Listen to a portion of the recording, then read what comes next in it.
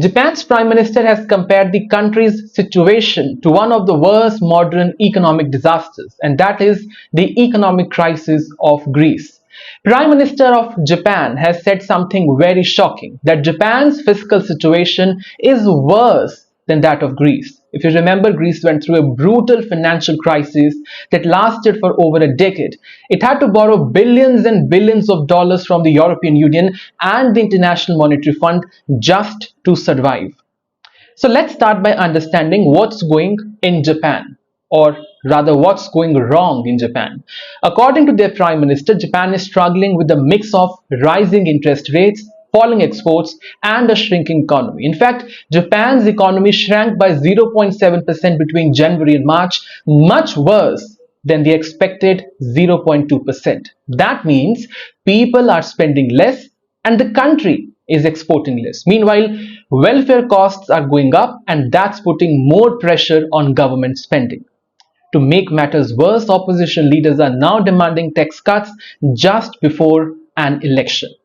But Prime Minister is pushing back. He says cutting taxes now could make things even worse, not better.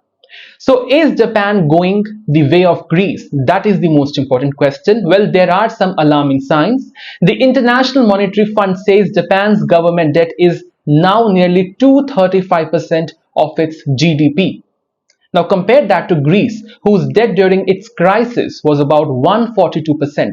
That's a big difference. Also, Japan's economy is heavily impacted by global trade, especially with the United States of America. Right now, the US is placing heavy tariffs on Japanese goods, including a 25% tariffs on car from Kyoto.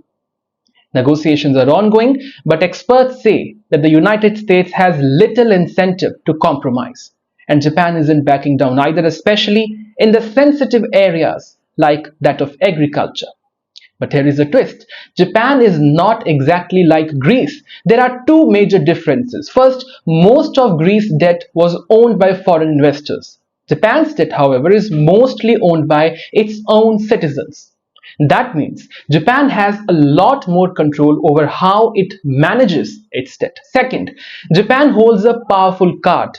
It is the largest foreign holder of US Treasury bonds, owing over $1.1 trillion. That gives Japan some leverage in its trade talks with the United States. Plus, while the US is pressuring Japan, it's also facing its own financial economic troubles. The US just lost its perfect AAA credit rating, and its national debt, it has staggering $36 trillion. So where does this leave Japan? Japan's economy is definitely at risk. It lacks strong growth drivers, and it's vulnerable to shocks like more tariffs from the United States. Economists warn that unless Japan boosts spending or finds a new engine for growth, a recession could be on the horizon. But for now, while Japan's boat is rocking, it hasn't sunk. Whether it sails through or sinks depends on what happens next.